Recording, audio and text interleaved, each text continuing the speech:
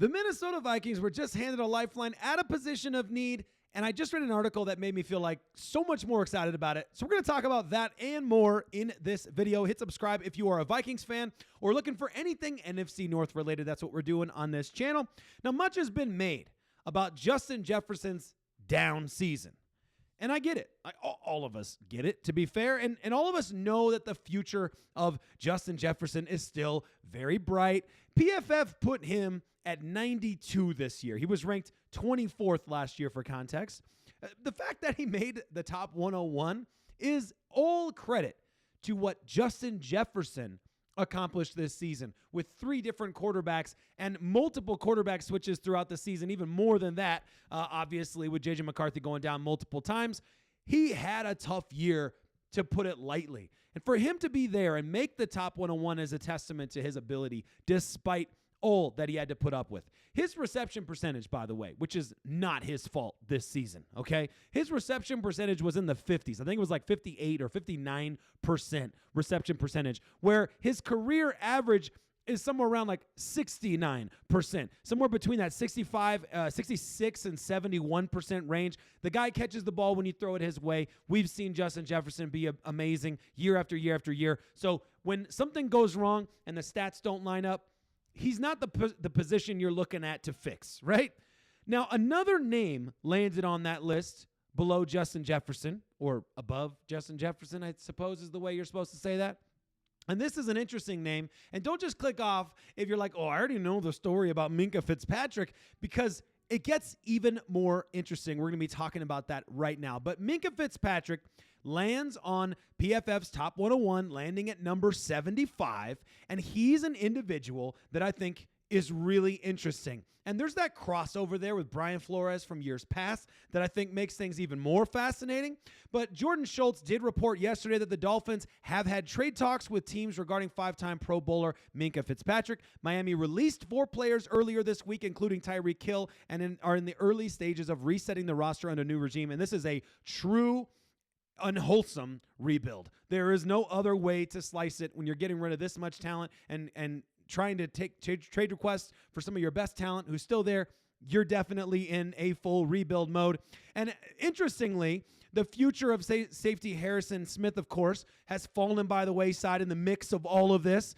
Indications that the future Hall of Famer could be calling it a career, we don't really know yet. But if he does throw in the towel and, make his way to the Hall of Fame and all that stuff, an interesting article from the Viking Age kind of wrote how this actually could work out to be a dream Smith replacement for the Minnesota Vikings. Conflict with Brian Flores regarding how he was being used led him to being asked to be traded way back in the day, and that wish was granted quickly once the season started. If you remember, he was traded like week 2 of the season, his second year in Miami, a very unusual thing to go to Pittsburgh Steelers, where he did come back to the Miami Dolphins recently, and that's where the story starts to get more interesting. Fitzpatrick's desire to exclusively play free safety rather than be the kind of versatile piece Flores wants in his defense drove his trade request back in 2019. Some move toward more snaps in the slot and in the box have happened over recent years. Okay, that's kind of interesting.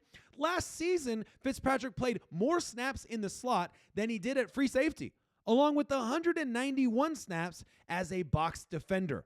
He had 82 total tackles in 14 games and was PFF's 5th highest graded safety in the National Football League, despite playing outside of his originally perceived role, the role that he wanted to have all along.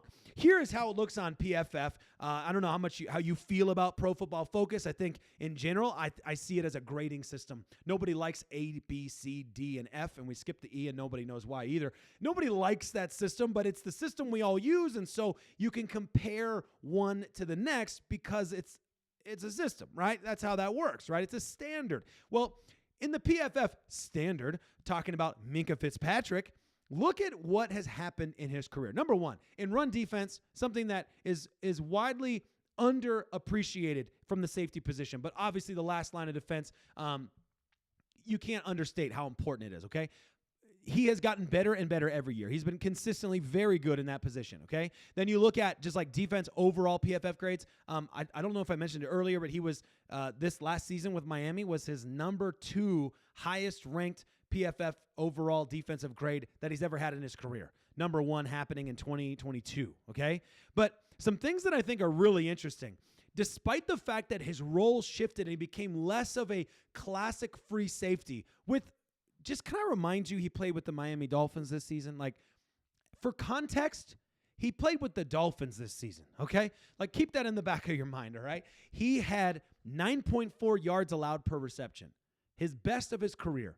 Only had 1 interception and four pass breakups. Like, that's fine. Nothing that, like, leaps off the page. But what you're getting in the player is a consistent, solid player. You're not getting a ball hawk free safety who's always going to be the guy who's going to somehow always be on the other side of an interception. Like, that's not who he is, but he is a solid, reliable player. And you know what? I would take solid and reliable any day of the week.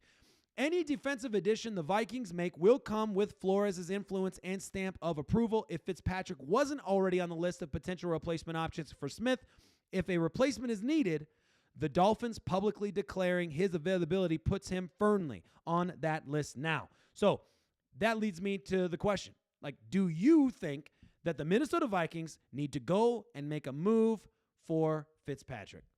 Do you like it? Assuming Smith retires.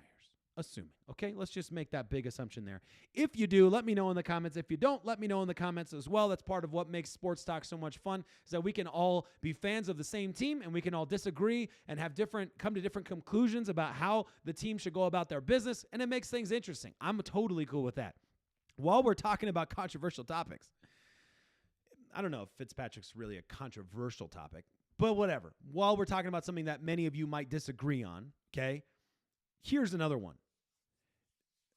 DraftKings, they do this every year. They put out their over-unders for every team in the NFL. And when they do it, fan bases just go wild, right? It just happened. I've seen it on several different fan bases already today, Vikings included. And the Minnesota Vikings are projected to win 8.5 games. Okay, so that means obviously the over, more than 8.5, under, less than 8.5. So the under is the favorite at -140. So basically, that puts you in the position to say, do you believe the Minnesota Vikings are an 8-win team this season or more? Now, I am not a betting advisor. I'm not a financial advisor. I'm not an advisor. I'm not telling you what to do. But this seems like an opportunity to me because I'm looking at this thinking, no way the Minnesota Vikings are resting on their laurels at quarterback. And there's no way the Minnesota Vikings offense is not going to be much, much better. This is a regress to the mean situation to me, okay? I think that the Minnesota Vikings offense is going to be more than firing again on, if not all cylinders, close to all cylinders this upcoming season. I understand the departures. I understand all of that, and I see why DraftKings is concerned and taking that 8.5 line. But seriously, I see a strong reason why the Minnesota Vikings offense is going to bounce back, and you still have a ton of great pieces on your defense, and you're only going to have opportunities to get better this season in the draft, things like that. If you look at their odds for winning the NFC North, they're at +700, last to win the NFC North, or worst odds to win the NFC North. That shouldn't surprise anyone or scare anyone, to be honest with you, because we've seen the Minnesota Vikings be in this position at this point in the offseason a billion times. That's just the way that it has been. And that's what it is like to be in the NFC North right now. The NFC North has just been unbelievable for so long now, for so many years. And it feels like it's hard to remember a time when the NFC North wasn't an absolute powerhouse of a division. It just seems like it's been that way for a long time now. And that's cool. And I respect it. And that's why we're doing this channel here, the NFC North Guys. Let me know what your thoughts are in the comments about all of that, and I look forward to seeing what you have to say. I think it's fascinating. I think the Minnesota Vikings are on a bounce-back season coming forward, which means they are going to get into the playoffs. That's my opinion. Let me know what you think in the comments as always, and I hope you guys have a fantastic rest of your Thursday night.